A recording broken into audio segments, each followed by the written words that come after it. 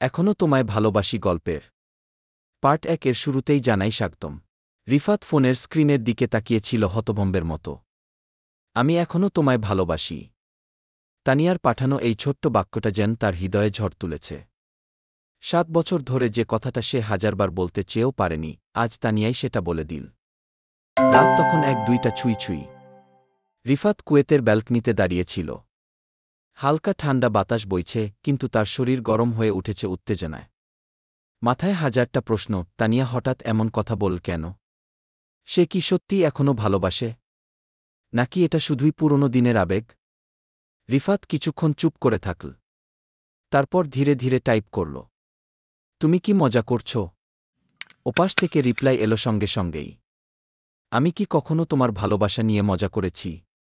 রিফাত গভীরভাবে শ্বাস নিল। সত্যিই তো, তানিয়া কখনোই এমন খেলো মেয়েদের মতো ছিল না। তার ভালোবাসা ছিল নিখাদ, নির্মল। কিন্তু এত বছর পর হঠাৎ এমন কথা কেন? রিফাত আর দেরি না করে লিখল, তাহলে আমাদের মাঝে এত দূরত্ব কেন?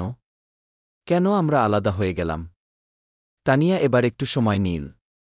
প্রায় ১ মিনিট পর রিপ্লাই এলো, কখনো কখনো আমরা এমন কিছু সিদ্ধান্ত নিই যা আমাদের ভালোবাসার চেয়েও বড় মনে হয়। কিন্তু অনেক বছর পর বুঝতে পারি, আসলে সেগুলো ভুল ছিল। রিফাতের বুক কেঁপে উঠল। এই কথার মানে কি? সে তাড়াতাড়ি লিখল, তুমি কি বলতে চাও আমাদের বিচ্ছেদ হওয়া ভুল ছিল? তানিয়ার রিপ্লাই এলো ধীর গতিতে, আমি এখন আর সেই ভুলের বোঝা বইতে চাই না রিফাত।